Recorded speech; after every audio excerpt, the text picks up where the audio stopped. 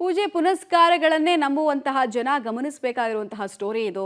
ನಿಮಗೆ ಒಳ್ಳೇದು ಮಾಡಿಸ್ತೀವಿ, ಈ ಪೂಜೆ ಮಾಡಿಸ್ಕೊಳ್ಳಿ ಅಥವಾ ನಮ್ಮ ಹತ್ರ ಆರತಿ ತೆಗೆಸ್ಕೊಳ್ಳಿ ಅಂತ ಹೇಳಿ ಮನೆ ಬಾಗಿಲಿಗೆ ಬರುವಂತಹ ಪರಿಚಿತರ ಬಗ್ಗೆ ಎಚ್ಚರ ವಹಿಸಿ ಬೆಂಗಳೂರಿನ ನಿವಾಸಿಗಳ ಸ್ಪೆಷಲಿ ಸ್ವಾಮೀಜಿಗಳ ವೇಷದಲ್ಲಿ ಬಂದು ಚಿನ್ನಾಭರಣವನ್ನು ದೋಚಿ ಎಸ್ಕೇಪ್ ಆಗಿರುವಂತಹ ಗ್ಯಾಂಗ್ಗೆ ಸಂಬಂಧಪಟ್ಟಂತೆ ಮಾಹಿತಿ ಕೊಡ್ತಾ ಇದ್ದೀವಿ. ಬೆಂಗಳೂರು ಉತ್ತರ ತಾಲೂಕಿನ ಹೆಗ್ಗಡ ದೇವನಪುರದಲ್ಲಾಗಿರೋ ಘಟನೆ ಇದು. ಮೋಹನ್ ಅನ್ನೋರ ಮನೆಗೆ ಬುಡುಬುಡುಕೆ ಸ್ವಾಮೀಜಿ ಒಬ್ಬ ಬರ್ತಾನೆ. ಸಾವಿನ ಕಂಟಕ ಇದೆ ಅಂತ ಈ ಕಳ್ಳ ಸ್ವಾಮೀಜಿ ಹೆದರಿಸಿದ್ನಂತೆ. ಹಣ ಬೇಡ, ಉಚಿತವಾಗಿ ಪೂಜೆ ಮಾಡ್ತೀನಿ ಅಂತ ಸ್ವಾಮೀಜಿ ನಂಬಿಸಿದ್ನಂತೆ. ಅದಾದ ಬಳಿಕ ಮಂಕುಬೂದಿಯನ್ನು ಎರಚಿ ಮನೆಯಲ್ಲಿದ್ದ ಚಿನ್ನಾಭರಣವನ್ನು ತಗೊಂಡು ಎಸ್ಕೇಪ್ ಆಗಿರುವಂತಹ ಘಟನೆ ಬೆಳಕಿಗೆ ಬರ್ತಾ ಇದೆ.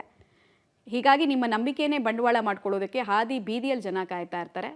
ಮೋಸ ಮಾಡೋದಕ್ಕೆ ಅಂತಲೇ ವಿವಿಧ ವೇಷಗಳನ್ನು ತೊಟ್ಟು ಬರೋದಕ್ಕೆ ಕಾಯ್ತಿರ್ತಾರೆ. CCTV ಫುಟೇಜಸ್ ಕೂಡ ದಾಖಲಾಗಿದೆ. ಆ ಫೋಟೋ CCTV ಫುಟೇಜ್ನ ವಿಡಿಯೋ ಮತ್ತು ಫೋಟೋಗಳನ್ನು ತೋರಿಸ್ತಾ ಇದ್ದೀವಿ.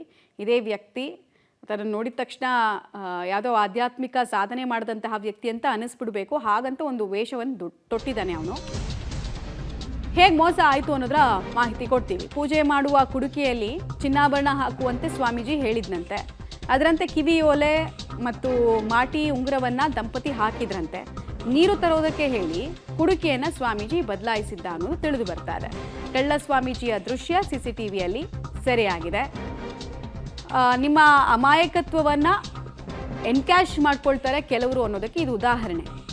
ಸಾವಿಗೂ ಚಿನ್ನಕ್ಕೂ ಏನಪ್ಪ ಸಂಬಂಧ ಅಂತ ಇವ್ರು ಕೇಳಬೇಕಾಗಿತ್ತು ಅಥವಾ ಒದ್ದು ಓಡಿಸ್ಬೇಕಾಗಿತ್ತು. ಆಗ್ಲೇ ಅದನ್ನು ಮಾಡಲಿಲ್ಲ. ಪಾಪ ನಂಬಿದ್ರು. ಮುಗ್ಧತೆಯನ್ನೇ ಬಂಡವಾಳ ಮಾಡಿಕೊಂಡಂತಹ ಈ ಕಳ್ಳ ತನ್ನ ಕಾರ್ಯ ಸಾಧನೆ ಮಾಡಿಕೊಂಡು ಎಸ್ಕೇಪ್ ಆಗೋ ಸಂದರ್ಭದಲ್ಲಿ ಸೆರೆ ಸಿಕ್ಕಿರೋದು ಹೀಗೆ.